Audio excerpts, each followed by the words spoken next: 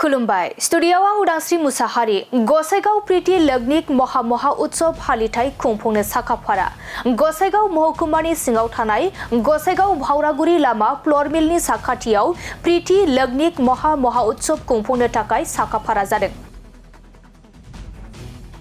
नंगौ फैगौ 21 डिसेम्बर रबिबार सानखालि कक्राझार जिल्लानि सिङाव थानाय गासै गं 14 केन्द्र सत्संजों लोगो नांनानै गसाइगाव महकुमानि सिङाव थानाय गसाइगाव भावरागुरि लामा फ्लर मिलनि साखाथियाव सानसेनि मेहेरगोनां हाबाफारि लानानै प्रीति लग्निक महा उत्सव खुंफुंनो थाखाय साखाफारा जादों। बे हाबाफारियाव नेपाल, भुटान, बांलादेशजों लोगोसे भारतनि गुबुन गुबुन जायगानिफ्राय गोबां सुबुंफोरा बाहागो लाफैगोन होननानै खौरांनि गेजेरजों फोरमायो खुंफुं आफादा। लोगोसे बे प्रीति लग्निक महा उत्सव खुंफुंनो लानाय हाबाफारियाव गासै 2 लाख सुबुंफोरा थुबुरमा जागोन होननानैबो बुंथियो खुंफुं आफादनि सोद्रोमाया। मख'जाथावदि बे महा उत्सव हाबाफारियाव बेसेन नाङै बेराम फाहामथाय हाबाफारिबो लानाय जादों आरो बेयाव गासै 50 गुबुन गुबुन बिफाननि डक्टरफोरा बेसेन नाङै बेराम फाहामथाय होगोन होननानै खौरांनि गेजेरजों फोरमायथियो।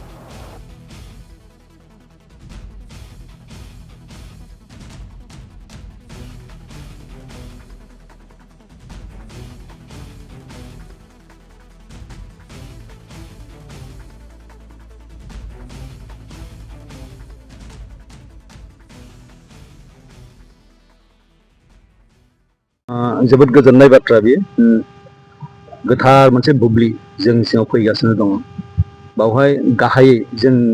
उत्सव सामलायग्रा आफादनिफ्राय बड'लेण्ड रादाब, बड'लेण्ड खौरां, जमदुवार रादाब, बड'लेण्ड बुब्लि नोंथांमोननि चेनेलजों जे बे उत्सवखौ कभार खालामनो नागिरदों बेनि थाखाय धन्यबाद होबाय। बे समानो जागोन जोंहा परम प्रेमय अनसुला श्री ठाकुर अनुकूल चन्द्रनि 138थि जोनोम बोसोर बेखौ जों खुंफुं लागोन आरो बे खुंफुं लानायनि आन्दोआव दङ जोंहा आचार्यदेव सत्संगनि श्री आचार्यदेव आरो बिथांनिनो औरजात फिसा फुजनीय अबिन्दा बिथांनि थुलुंगानाय आरो आचार्यदेवनि आशीर्बादाव बे फोरबोखौ खुंनो लानाय जादों। बियो साधारन मोनसे फोरबोल' नङा, गेदेर फोरबोमा महा महोत्सव। बेनि आन्दोआव बे गेदेरमा जे फोरबो खुंनो थाखाय आचार्यदेवा जोंनो बिथोन होदों आरो बिनि नामखौबो होदों प्रीति लग्निक महा महोत्सव होननानै। थारमाने प्रीति लग्निक गेदेरमा फोरबो। प्रीति लग्निक सोदोबा संस्कृत सोदोब। प्रीति माने अननाय, मोजां मोननाय। लग्निका लग्न सोदोबनिफ्राय फैदों। बे मोनसे थि गोथार बुब्लि। बे अनलायनाय मोजां मोननायनि गोथार बुब्लि जागोन आरो बेखौ लग्निकखौ लग्नि बाङालि सोदोब बेजों जुदि लायोब्ला अनलायनाय मोजां मोनलायनायनि सोलाय सोल' खालामलायनाय इनभेस्टमेन्ट जायखौ होननानै बुङो। बियो साधारनते राङारि इनभेस्टमेन्टआव जायो, नाथाय बियो रांनि खोथा गैया। जोंजों मानसिजों अनलायनाय फोरबो खालामलायनाय बे जिनिसा बिथांनि आशीर्बाद बादियै 21 डिसेम्बर रबिबार खालि बे भावरागुरि गसाइगाव PWDनि रड नियार खाथि माने फ्लर मिल दं जोंहा बहाय खाथियावनो बेनि खाथियाव जागोन। बयबो अनसुला श्री ठाकुरखौ मोजां मोनग्रा आरो बयबो रायजोफोरनि थाखाय मिथिहरनाय बेयो जोंनि थावनि। बियो फोरबोमाया जागोन गासैबो क'क्राझार डिस्ट्रिक्टनि, नाथाय जों लेंहरदों सारा आसामनि आरो बेंगलनि इसोरखौ मोजां मोनग्रा ठाकुरखौ मोजां मोनग्रा सिबियारि बिथांमोनखौ जोङो लेंहरनाय जादों। बावहाय माखासे मोननैसो सोदेर जानाय जाय एडिसन होननानै बुङो धारना माने कनसेप्टआ जाहैबाय मा जोङो मोनफ्रोमबो सत्संगी फेमिलि माने न'खराव बेनारिं खादों घर घर प्रीति लग्निक बेनारिं। बे मोनसे आरो मोनसेया जादों मा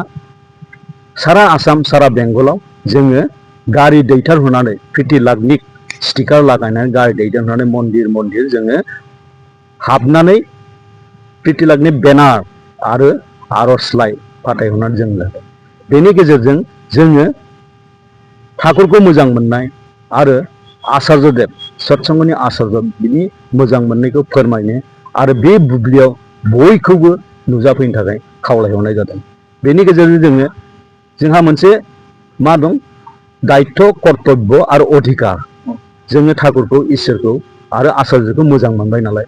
जों मोजां मोनोबा जोंहा दायित्व आरो कर्तब्य दं आरो बेहाय जोङो मोनसे उत्सबनि परिबेस बे उत्सबनि आशीर्बादा जादोंमोन थांनाय अक्ट'बर दाननि 11 खालार खालि बिनि जोबथा उत्सबा बुब्लिया जागोन 21 डिसेम्बर थारमाने जै दिननिफ्राय आशीर्बाद होदों आचार्य देबा उत्सबा सोलिगासिनो दङ। आचार्यआ बुंदों धुमधाम गेदेरै उत्सब खालामसैमोन नालाय 11 अक्ट'बरनिफ्राय सानफ्रोमबो जोंहा उत्सबनि परिबेसा जाबाय थादों। जोंनाव मोनसे वाट्सएप ग्रुप दं बे वाट्सएप ग्रुपआव प्रत्येक न'आव बेनार खानानै बन्दे पुरुषोत्तम ध्वनि होनानै श्री ठाकुरनि नाम बुङै आचार्यनि पुजनीय अबिन दादा बरदा बर्मानि नामै बे ध्वनि होयै होयै जों प्रत्येक न'आवनो बेनार खालामदों। बेखौ नुयोब्ला मोनसे उत्सब मुखर परिबेस फोरबोनि मोनसे परिबेस जोंनाव सृष्टि जादों आरो बयबो गोसो गुदुङै आवगायबोदों आरो बे फोरबोखौ जों जयै मोजाङै खुंगोन होननानै बयबो समायखिरा लादों। बेहाय 2 लाखनिख्रुइबो बांसिन सुबुंफ्रा बाहागो लाफैदों। सारा आसाम आधा आधि बेंगलनि मानसि आरो नेपाल भुटान बेनिफ्राय बांलादेश बिनिफ्रायबो सिबियारि बिथांमोनहा सौफैजोबगोन। बेवहाय मा मा हाबाफारिफोर लानाय जागोन? बेवहाय हाबाफारिया जाबाय जोङो बे जे प्रिथिलागनिकनि गेदेर फोरबोमाया मानसिनो सेवा होनाय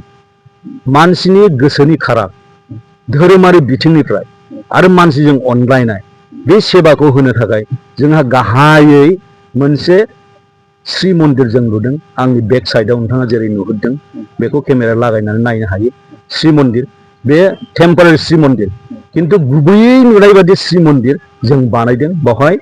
ठाकुर बर्मा बरदानि बिग्रह थारमाने आचार्य माबाखौ मुसुखाखौ दोनगोन आरोखि बेखौ दोननानै जोङो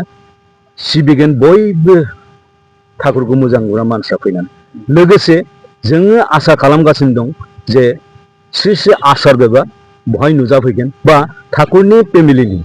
सोरबाफोर नुजाफैगोन ना नाथाय बियो जोंनियाव सायाव सोनारदों। जों मोनसे चान्स लानो जागोरदों बियो जिल्ला पर्यायनि जिल्ला लेभेलनि जिहेतु उत्सब गासैबो क'क्राझार जिल्लानि गुरु भाई दादा मा मोना बे खामानिखौ मावगोन सेवा होगोन सान हर सेवा होगोन आरो बियो मोनसे प्रजेक्ट बेस प्रकल्प भित्तिक माने बहाय जायो मा मोनसे एरिया स्पेसिफिक निर्दिष्ट ओनसोलनि गेजेराव जागोन। बे क'क्राझार एरियानि थाखायल' जागोन एक्टिभिटि बेस माने कार्य हाबा दङ बेहाय बे प्रजेक्टआव हाबा मावनाय थाथारगिरि नाथारगोन। दा गोबां हागा दा नोंथाङा जेरै सोंदों बहाय जों मन्दिर लुबाय श्री श्री आचार्यनि बे जिरायग्रा नाथ मण्डप बेनिफ्राय जोङो बिना मुलिया माने फ्रि सावस्रि बादा बेनिफ्राय डिपि वार्क बेनिफ्राय सेनियर सिटिजेन्सफोरनि जानाय लोंनायनि गासै बेरेन्सा जोङो भान्डाराया जिहेतु 2 लाखनि बांसिन सुबुंफ्रा बहाय नुजाफैगोन आरो बिथांमोनहा जाहाथे खुनु साफ्रोम सुबुङा मोनजायालाबानो थांनो हाया थांनांगौ जाया बेयो खालि दिक्षित मानसिनि थाखायनो नंला सत्संगि जे ठाकुरखौ मोजां मोनग्रा मानसिनिल' नङा सत्संगि नङै मानसिफ्राबो जों माने गुरैयै बयखौबो खावलायहरजों बिथांमोनहाबो फैजोबगोन। सारा क'क्राझारनि मानसिफ्रा बहाय सेवा होगोन खामानि मावनानै गुबुन जायगानिफ्राय फैनाय आरो जोंनि सिंनिनो बिसोरनो जोङो मावनाय दांनानै गोसोनि अनलायनाय मोजां मोनखौ सोलायनानै हरगोन। बावहाय मोनसे दङ मा बे रोखोमनि प्रग्रामा मोनसे माने लं टार्म आरो सर्ट टार्म जायो। लं टार्म प्लेनिं माने जायखौ दीर्घमियादि आरो ह्रस्वमियादि दीर्घमियादि जाहैबाय गोजौनिफ्राय जोंनो बिथोन हरनानै बे खामानिखौ मावफुंनाय बे जाहैबाय जोंनो बिथोनखौ होनबा सोरनिफ्राय मोनदों श्री श्री आचार्यआ जोंनो हरदों। आचार्यआ जेरै मावनो थिनो जों बेबायदि मावदों आरो बेनि मावनाया जाहैबाय जों बयजोंबो मोजां मोनलायनाय अनलायनाय आरो मानसिनि गोसोनि खरागखौ सुफुंहरनाय गोसोखौ फोजोन होहरनाय जों जेरै हायो जों बेखौ मावनो सेस्था खालामो। जायखौ बुङो वार फुटिं जुद्धकालीन अबस्थायै जोङो सान हर मावगासिनो दं दिनैसिम सोलिगासिनो दं। नै साननैनि उनाव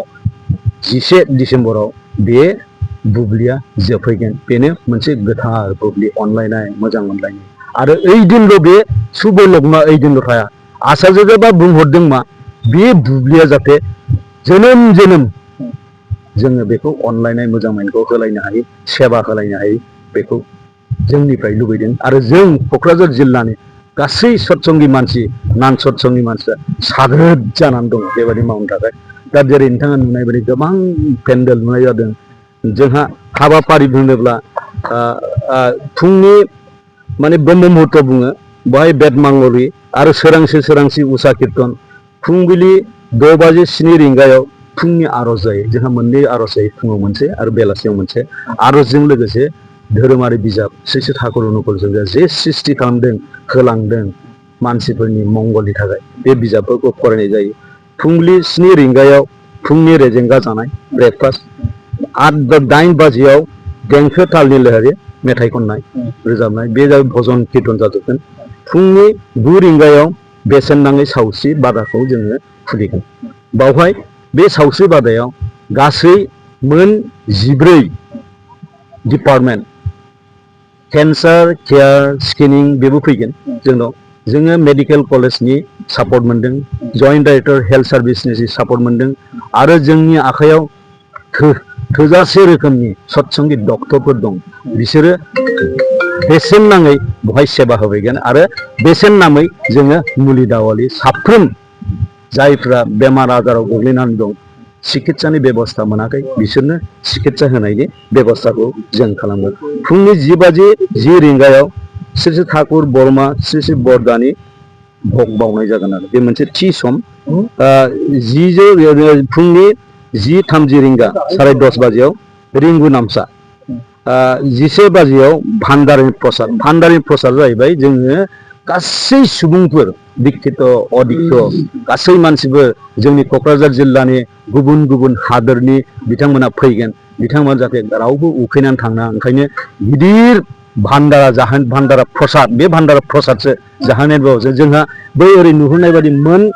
मोनथाम गिदिर पेन्डेल दं बे पेन्डेलाव जों जानायनि बेबस्था खालामदों सुन्दर भाबै जाहाथे मोजाङै जानानै थांनो हायो आरो 11:30 थारमाने 11:30 फुंनि बावहाय मा जागोनबा सत्संगि सन्मिलन नैबेहायनो जागोन सत्संगि सन्मिलन बेनो जोंनि मोनसे धर्म सभा बे सत्संगि सन्मिलननि थाखाय जोंनि सत्संगनिफ्राय देवघरनिफ्राय फुजनीय अबिन्द राया जोंनो थिखानाय मोनसे बुंनांगौ टपिक बेखौ हरखारजों गासै 12 टपिक जोंनो हरदों बेनि सायावल' जों बुंगोन आरो बाराबो नङा खमबो नङा जेखौ बुंनो थिनदों जोङो बेनि सायाव गिदिर मोजां गुनि गियानि बुंथिगिरिफोर जों लेंहरखाबाय बिसोर बिथांमोना फैनो थाखाय खोथा होबाय बे रोखोमनि सम जानाय लोगो लोगो बिथांमोना गावसिनि बिबुंथिखौ लाखिगोन आरो बेलासिनि 4:30 रिंगायाव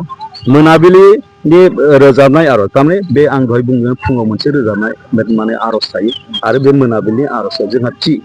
अल इन्डिया लेभेल अल वर्ल्डआवनो मोनसे थि समाव सत्संगनि प्रार्थना आरज थारमाने बे फुङाव आरो मोनाबिलियाव बियो जागोन आरो बेजों एखे दहाय फुङाव जेरैबायदि जादों बेवहाय श्री श्री ठाकुर अनुकूलचन्द्रनि सोरजिनाय धोरोमारि बिजाबफोरखौ फरायनाय जागोन आरो ओमफ्राय नाम ध्यान सब खालामनाय जागोन बेलासिनि 6:30 9:45 रिंगासिम हारिमु दिन्थिफुंनाय बावहाय जोंनि लकाल रोजाबगिरिफ्रा रोजाबगोन आरो बेवहाय मोनसे गोनांथि माने टीम बाहागो लाफैगोन बेयो देवघरनिफ्राय फैनो हानाय बे हानजानि बे दोलोनि नामानो जादों व्हाइट बेन्ड बिथांमोना गावसिनि रोजाबनाय दामनाय देनायखौ मोजाङै दिन्थिफुंगोन आरो बे रोखोमनि जोंहा प्रग्रामा जागोन मोनानि 10 रिंगायाव जोङो उत्सबखौ थुंगे होनाय फोसावनाय जागोन आरो थारमाने सोरांसिनिफ्राय हरनि 10 बाजिसिम जोंनि बे गेदेर फोरबोमा बेनि मुङानो जादों प्रिति लाभनि बियो जानानै थांगोन दा बे सुजुगावनो बेखौनो खाबु लानानै आङो नोंथांमोननि बे मोनब्रै चेनेलनि गेजेरजों गासैबो सत्संगि आरो नान सत्संगि नङै बिथांमोनखौ गुरैयै खावलायहरनो लुबैदों जाहाथे गोसो गुदुङै गावनि गोसो बादियै बावहाय दान्दिसे नुजाफैनानै जाहाथे जोंखौ गोजोनग्लाय होयो सानसेनि हाबाफारि लानानै बे महा उत्सब बा गिदिर फोरबोमाया जागोन